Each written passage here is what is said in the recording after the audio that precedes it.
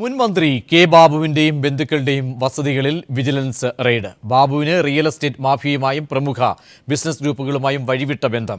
കേരളത്തിന് പുറത്തും ബിനാമി ഇടപാടുകൾ. സംഭവത്തിൽ പ്രതികരിക്കാതെ ഉമ്മൻചാണ്ടിയും സുധീരനും. വിശദാംശങ്ങളുമായി സമീർ ചേരുന്നു. സമീർ, പരിശോധന പൂർത്തിയായി കഴിഞ്ഞുവോ? സുപ്രധാനമായ തെളിവുകൾ ഏതൊക്കെ രീതിയിലാണ് ഇപ്പോൾ വിജിലൻസ് ലഭിച്ചിരിക്കുന്നത്?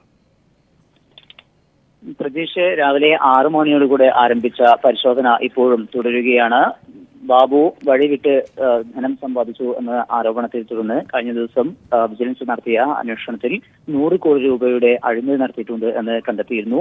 ഇതിന്റെ അടിസ്ഥാനത്തിൽ എഫ്ഐആർ രജിസ്റ്റർ ചെയ്യുകയും ഇതുമായി ബന്ധപ്പെട്ട എഫ്ഐആർ മൂവാറ്റുപുഴ വിജിലൻസ് കോടതിയിൽ നൽകുകയും ചെയ്തിരുന്നു.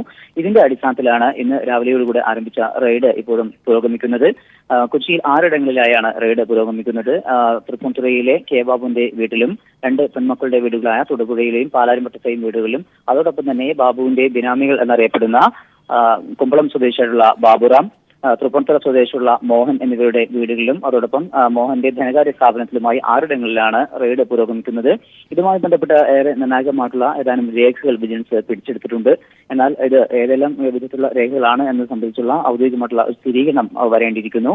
ഏതായാലും കെ ബാബു ബാർ ഉടമകളിൽ നിന്നടക്കമുള്ള ബാർ ഉടമകളുമായി ബാർ ലൈസൻസ് പുതുക്കി നൽകുന്നതുമായി ബന്ധപ്പെട്ട നടത്തിയിട്ടുള്ള ക്രമക്കേടുകളടക്കം ഈ അതിന്റെ അന്വേഷണത്തിന്റെ പരിധിയിൽ വരുന്നുണ്ട്. അതുമായി ബന്ധപ്പെട്ട രേഖകളും പിടിച്ചെടുത്തതിൽ ഉണ്ട് എന്നാണ് നമുക്ക് മനസ്സിലാക്കാൻ കഴിയുന്നത്.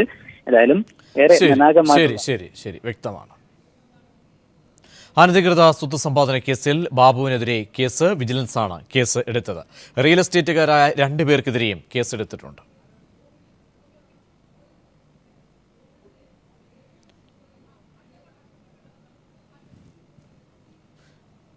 സുധീറിനെതിരെ KPCC vice president MM Hasan. കോൺഗ്രസിൽ ഇപ്പോൾ നടക്കുന്നത് ജനാധിപത്യ ഭരണമെന്ന് ഹസൻ. 25 വർഷമായി സംഘടനാ തെരഞ്ഞെടുപ്പ് നടക്കുന്നില്ല. ഇങ്ങനെ പോയാൽ കോൺഗ്രസ് ചരിത്ര വസ്തുവായി മാറുമെന്നും ഹസൻ പത്തനംതിട്ടയിൽ പറഞ്ഞു. ബിജേഷ് നടുവിൽ ചേരുന്നു. ബിജേഷ്, ഹസൻ എന്തൊക്കെ കാര്യങ്ങളാണ് സംഘടനയുടെ അവസ്ഥയെക്കുറിച്ചൊക്കെ വെളിപ്പെടുത്തുന്നത്?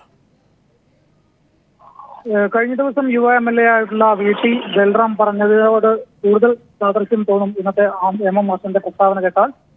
കേരളത്തിൽ ഇപ്പോൾ നടക്കുന്നത് ഏകാധിപത്യ പ്രവണതയാണ് എന്നാണ് ശരിക്കും കോൺഗ്രസ് നേതൃത്വത്തെക്കുറിച്ച് ഹസൻ പറഞ്ഞിരിക്കുന്നത്. അതോടൊപ്പം തന്നെ ഇത്തരത്തിലാണ് കോൺഗ്രസ് നേതൃത്വം ഈ കോൺഗ്രസിനെ മുന്നോട്ട് കൊണ്ടുപോകുന്നത് എങ്കിൽ വരും കാലങ്ങളിൽ ഒരു ചരിത്ര സ്മാരകം പോലെ കോൺഗ്രസ് മാറും എന്നും ഹസൻ വ്യക്തമാക്കിയിരിക്കുന്നു.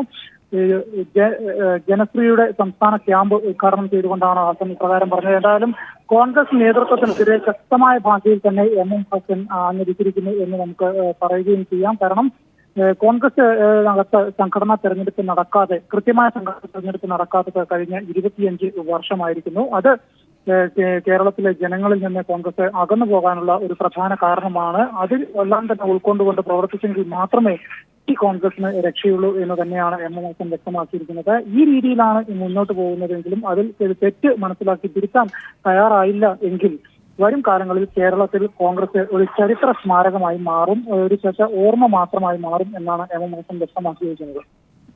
ബിജേഷ് നടുവിൽ. മുഖ്യമന്ത്രി പിണറായി വിജയൻ എയിംസ് സന്ദർശിച്ചു. രോഗികളുടെ ഡാറ്റാ ശേഖരണത്തെക്കുറിച്ച് പഠിക്കാനാണ് സന്ദർശനം. അതേസമയം ദില്ലിയിൽ സമരം നടത്തുന്ന നഴ്സുമാർക്ക് പിന്തുണയുമായി മന്ത്രിമാരായ മേഴ്സിക്കുട്ടി അമ്മയും കടന്നപ്പള്ളി രാമചന്ദ്രനും എത്തി. സമരക്കാരെ സന്ദർശിച്ച മന്ത്രിമാർ യസ്മ പ്രയോഗിച്ച അധികൃതരുടെ നടപടിയെ അപലപിച്ചു.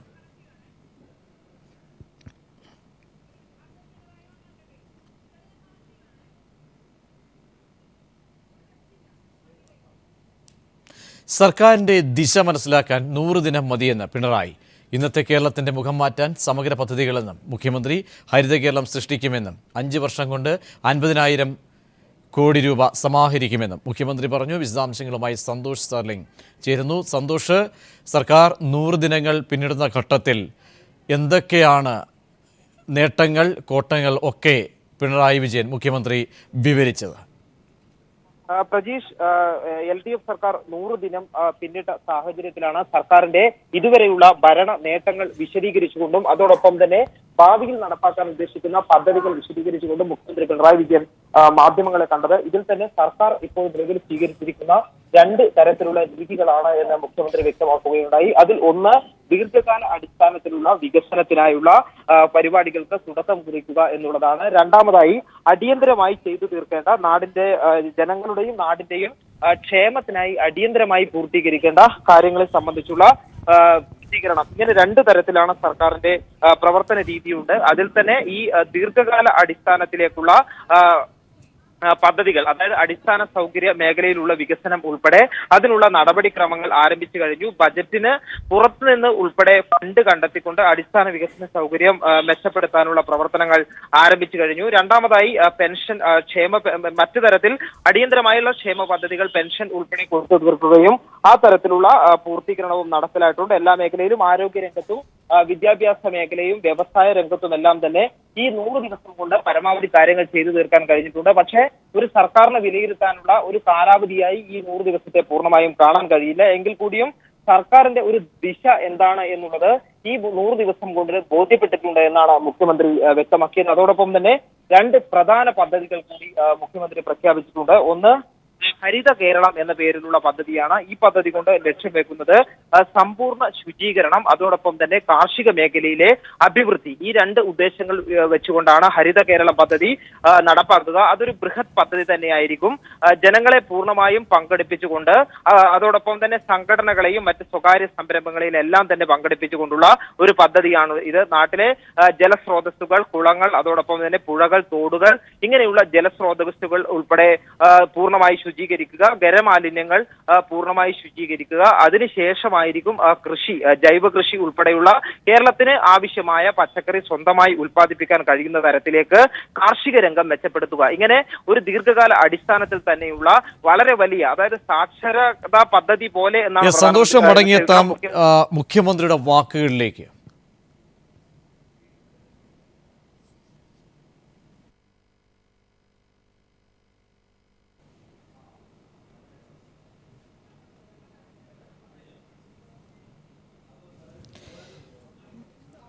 വാക്കുകളിലേക്ക് എത്താം. സന്തോഷ്, എന്തൊക്കെ കാര്യങ്ങളാണ് ഭാവി പരിപാടികളായി സർക്കാർ ലക്ഷ്യം കാണുന്നത്?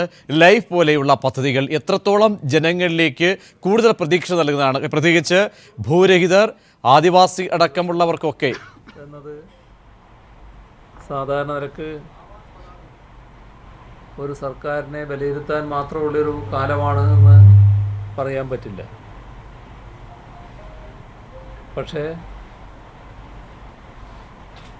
എന്താണ് ദിശ, ഗവൺമെൻറ്റിൻ്റെ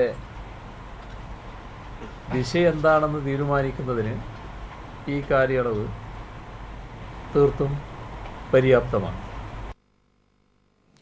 സന്തോഷ്, കൂടുതൽ കാര്യങ്ങൾ ഞാൻ നേരത്തെ സൂചിപ്പിച്ചതുപോലെ ഈ ഹരിത കേരളം പദ്ധതി കൂടാതെ ലൈഫ് എന്ന് പറയുന്ന വളരെ പ്രധാനപ്പെട്ട ഒരു ബൃഹത് പദ്ധതിയാണ് ഇപ്പോൾ മുഖ്യമന്ത്രി പ്രഖ്യാപിച്ചിരിക്കുന്നത്.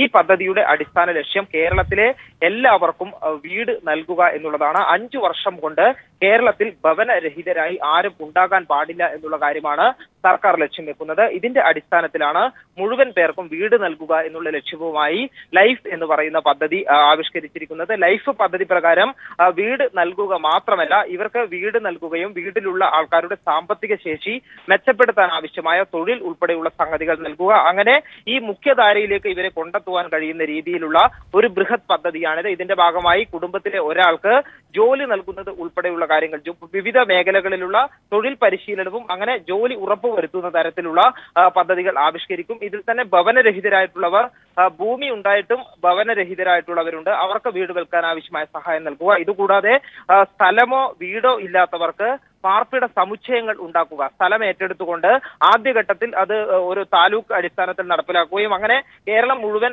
ഈ ഇത്തരത്തിലുള്ള പാർപ്പിട സമുച്ചയങ്ങൾ ഉണ്ടാവുക. എല്ലാ തരത്തിലുള്ള സംവിധാനങ്ങളും ഈ പാർപ്പിട സമുച്ചയങ്ങളിൽ ഉണ്ടാകും. അതായത് വിദ്യാഭ്യാസ സൗകര്യങ്ങൾ, അതോടൊപ്പം തന്നെ വ്യായാമത്തിനുള്ള സൗകര്യങ്ങൾ, അതോടൊപ്പം തന്നെ ലൈബ്രറികൾ, കോൺഫറൻസ് ഹാളുകൾ, ഇങ്ങനെ ഏറ്റവും മികച്ച ആധുനിക സൗകര്യങ്ങളോടുകൂടിയുള്ള പാർപ്പിട സമുച്ചയങ്ങൾ ഉണ്ടാക്കുകയാണ് ചെയ്യുക. ആ കുടുംബത്തിലെ വൃദ്ധന്മാർ, അതോടൊപ്പം തന്നെ വിദ്യാർത്ഥികൾ, എല്ലാവർക്കും ആവശ്യമായ സൗകര്യങ്ങൾ ഈ പാർപ്പിട സമുച്ചയത്തിൽ ഒരുക്കും. ഇത് കൂടാതെ സ്ഥലമുണ്ടായിട്ടും വീട് ഇല്ലാത്തവർക്ക് അതിനായുള്ള സൗകര്യങ്ങൾ ഒരുക്കും. മറ്റൊരു വിഭാഗം ബാങ്കുകളിൽ നിന്നും ലോൺ എടുക്കുകയും വീടിന്റെ പണി തുടങ്ങുകയും ഈ പണി പക്ഷേ പൂർത്തീകരിക്കാൻ കഴിയാതെ വരികയും ചെയ്തവരാണ്.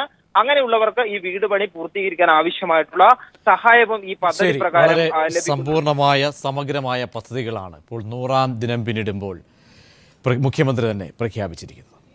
വിവാദ പ്രസംഗത്തിൽ കുറ്റ്യാടി MLA പാറക്കൽ അബ്ദുള്ളയ്ക്കെതിരെ കേസ്. ദുബായ് KMCCയിൽ നടത്തിയ പ്രസംഗത്തിലാണ് നടപടി. വിവാദ പ്രസംഗം പീപ്പിൾ TVയാണ് പുറത്തുവിട്ടത്. വിശദാംശങ്ങളുമായി സിജു ചേരുന്നു. സിജു, ഏതൊക്കെ വകുപ്പുകളിട്ടാണ് കേസെടുത്തിരിക്കുന്നത്? ദുബായ് KMCCയുടെ പരിപാടിയിലാണ് കുറ്റ്യാടി MLA പാറക്കൽ അബ്ദുള്ള വിവാദമായ ഒരു പ്രസംഗം നടത്തിയത്. നാദാപുരത്ത് അസ്ലമിന്റെ ഘാതകരെയും അതോടൊപ്പം തന്നെ കുറ്റ്യാടി വേളത്ത് യൂത്ത് ലീഗ് പ്രവർത്തകനെ കൊലപ്പെടുത്തിയ SDPI പ്രവർത്തകരെയും കൊല്ലണമെന്ന് ആക്രമിച്ചുകൊണ്ടായിരുന്നു പാറക്കൽ അബ്ദുള്ള MLA പ്രസംഗം നടത്തിയത്. ഈ പ്രസംഗം സമൂഹ മാധ്യമങ്ങളിൽ ഉൾപ്പെടെ വലിയ ചർച്ചകൾക്ക് വഴിവെച്ചിരുന്നു. ഇതിന്റെ അടിസ്ഥാനത്തിൽ അക്രമത്തിന് ക്കുന്ന പ്രസംഗം നടത്തിയ MLAക്കെതിരെ നടപടിയെടുക്കണമെന്ന് ആവശ്യപ്പെട്ട് DYFI നേതാവ് കഴിഞ്ഞ ദിവസം നാദാപുരം റൂറൽ SPക്ക് പരാതി നൽകി. ഈ പരാതിയുടെ അടിസ്ഥാനത്തിൽ പ്രകോപനപരമായ പ്രസംഗത്തിന്റെ വീഡിയോ ദൃശ്യങ്ങൾ ഉൾപ്പെടെ വിശദമായി പരിശോധിച്ച ശേഷമാണ് ഇപ്പോൾ പോലീസ് MLAക്കെതിരെ കേസെടുത്തിരിക്കുന്നത്. 3 വർഷം വരെ തടവ് ലഭിക്കാവുന്ന ഇന്ത്യൻ ശിക്ഷാ നിയമത്തിലെ 505-ാം വകുപ്പും ഉപവകുപ്പായ 1B ചുമത്തിയാണ് MLAക്കെതിരെ കേസെടുത്തിരിക്കുന്നത്. പ്രജീഷ്, സിജു ആണ് വിശദാംശങ്ങൾ നൽകിയത്. കോടികൾ മുടക്കി നിർമ്മാണം പൂർത്തിയാക്കിയ കാസർഗോഡ് മത്സ്യബന്ധന തുറമുഖത്തിന് ലക്ഷ്യം നേടാനായില്ല. നിർമ്മാണത്തിൽ അപാകത കാരണം ബോട്ടുകൾക്കും തോണികൾക്കും തുറമുഖത്തേക്ക് പ്രവേശിക്കാനാകാത്ത സ്ഥിതിയാണ്. പുതിയ ഒരു പുലിമുട്ട് കൂടി നിർമ്മിച്ചാൽ മാത്രമേ പ്രശ്നപരിഹാരം ഉണ്ടാവുകയുള്ളൂ എന്ന നിലപാടിലാണ് മത്സ്യത്തൊഴിലാളികൾ. ചെറുവത്തൂർ മടക്കരയ്ക്ക് പിന്നാലെ ജില്ലയിൽ നിർമ്മാണം പൂർത്തിയായ 2ാമത്തെ മത്സ്യബന്ധന തുറമുഖമാണ് കാസർഗോഡ് കസബയിലേത്. ഉദുമയ്ക്കും കുമ്പളയ്ക്കുമിടയിൽ 500-ലേറെ ബോട്ടുകൾക്കും തോണികൾക്കും 3000-ഓളം തൊഴിലാളികൾക്കും പ്രയോജനപ്പെടേണ്ടതാണ് കാസർഗോഡ് മത്സ്യബന്ധന തുറമുഖം. മുൻ LDF സർക്കാരിന്റെ കാലത്ത് മന്ത്രി S ശർമ്മ തറക്കല്ലിട്ട ഈ തുറമുഖത്തിന്റെ നിർമ്മാണം പൂർത്തീകരിച്ചിട്ട് മാസങ്ങളായി. എന്നാൽ തൊഴിലാളികൾക്ക് പ്രയോജനപ്പെടുന്നില്ല. നിലവിലുള്ള പുലിമുട്ട് നിർമ്മാണത്തിലെ അപാകത കാരണം തോണികൾക്കും ബോട്ടുകൾക്കും തുറമുഖത്തിലേക്ക് എത്തിച്ചേരാനാകുന്നില്ലെന്ന് മത്സ്യത്തൊഴിലാളികൾ പറയുന്നു. ഈ പുലിമുട്ട് നിർമ്മിക്കുന്നതിന് മുമ്പ് ആ അഴിമുഖത്തിൽ സുഖമായിട്ട് ഞങ്ങൾ ഫിഷിംഗ് നടത്തിച്ചുകൊണ്ടായിരുന്നു. ആ നിർമ്മാണത്തിലെ അപാകത എന്ന് വെച്ചാൽ പുഴയുടെ തുടക്കം മുതൽ വീതി കൂടിയതും കടലിലേക്ക് ചെല്ലുന്തോറും വീതി കുറഞ്ഞുകൊണ്ട് വന്നു. അപ്പോൾ ഈ വീതി കുറഞ്ഞത് കാരണം നമുക്ക് മത്സ്യത്തൊഴിലാളികൾക്ക് ജൂൺ ജൂലൈ ഓഗസ്റ്റ് മാസങ്ങളിൽ അകത്തോട്ട് കയറാനുള്ള വളരെ ബുദ്ധിമുട്ടാണ്. പ്രാവശ്യം ജോലി ചെയ്തുകൊണ്ടിരിക്കുക തന്നെ 4-5 വള്ളങ്ങൾ അപകടത്തിൽപ്പെട്ട്. ഈ പ്രദേശത്ത് ഇതിനകം നിരവധി അപകടങ്ങളുണ്ടായി. 35 കോടിയോളം രൂപ ചെലവിട്ട് നിർമ്മിച്ചതാണ് കാസർഗോഡ് മത്സ്യബന്ധന തുറമുഖം. ഫിഷ് ലാൻഡിംഗ് സെന്ററിനോട് ചേർന്ന് മറ്റൊരു പുലിമുട്ട് കൂടി നിർമ്മിച്ച് നിലവിലുള്ള കവാടത്തിന് വീതി കൂട്ടിയാൽ മാത്രമേ ഈ പദ്ധതി അതിന്റെ ലക്ഷ്യം കൈവരിക്കുകയുള്ളൂ. എന്നാൽ അതിനുള്ള നടപടി അധികൃതരുടെ ഭാഗത്തുനിന്നും ഉണ്ടാകുന്നുമില്ല. കോടികൾ മുതൽ മുടക്കി കാസർഗോഡ് ഫിഷിംഗ് ഹാർബർ നിർമ്മാണം പൂർത്തിയാക്കിയെങ്കിലും ഇതിന്റെ പ്രയോജനം മത്സ്യത്തൊഴിലാളികൾക്ക് ലഭിക്കുന്നില്ല. നിർമ്മാണത്തിലുള്ള അപാകതയാണ് ഇതിന് കാരണമെന്ന് അവർ ചൂണ്ടിക്കാട്ടുന്നു. ക്യാമറാമാൻ ഷൈജു ബിലാത്രയ്ക്കൊപ്പം സണ്ണി ജോസഫ്.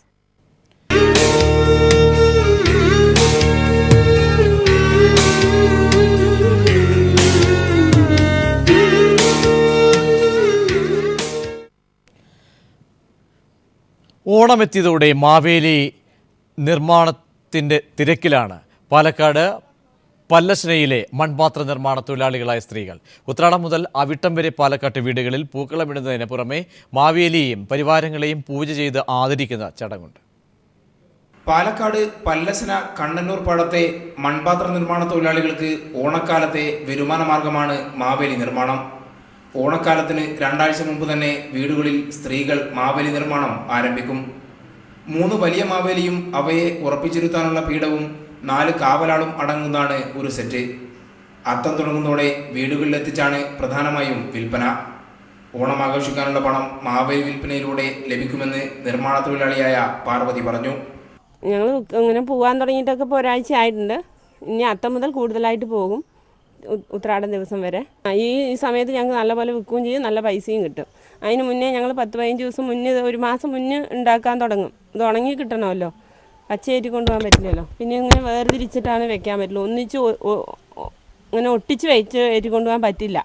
100 മുതൽ 150 രൂപ വരെയാണ് ഒരു സെറ്റിൻ്റെ വില. ഉത്രാടം മുതൽ പൂക്കളത്തോടൊപ്പം മാവേലിയെ അണിച്ചുരുക്കി വീടുകളിൽ വെക്കും. ദിവസവും 3 നേരം പൂജയും ഉത്രാടം മുതൽ അവിട്ടം വരെ വീടുകളിലുണ്ടാവും. News bureau, Palakkad.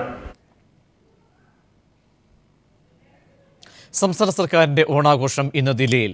കൈരളി എന്ന് പേരിട്ടിരിക്കുന്ന സാംസ്കാരിക പരിപാടി രാഷ്ട്രപതി ഭവനിൽ അരങ്ങേറും.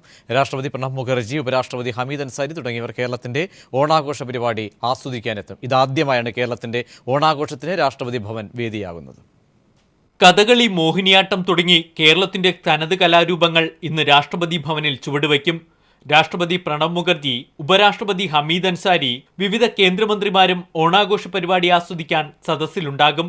കേരള മുഖ്യമന്ത്രി പിണറായി വിജയൻ, ഗവർണർ പി സദാശിവം, വിവിധ സംസ്ഥാന മന്ത്രിമാർ എന്നിവർ ഓണാഘോഷത്തിൽ പങ്കെടുക്കാൻ ദില്ലിയിലെത്തി.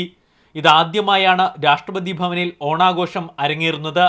സാംസ്കാരിക കേരളത്തിന്റെ കലാരൂപങ്ങളായ മയൂരനൃത്തം, കേരള നടനം, തെയ്യം, കളരി, തിരുവാതിര, ഒപ്പന, മാർഗംകളി തുടങ്ങിയവയും രാഷ്ട്രപതി ഭവനെ വ്യത്യസ്തമാക്കും. വിവിധ കലാകാരന്മാർ അണിനിരക്കുന്ന ചടങ്ങ് വൈകുന്നേരം 7 മണിക്ക് ആരംഭിച്ച് 1 മണിക്കൂർ നീളും. ഈ മാസം 14-നാണ് തിരുവോണം. News bureau, Delhi.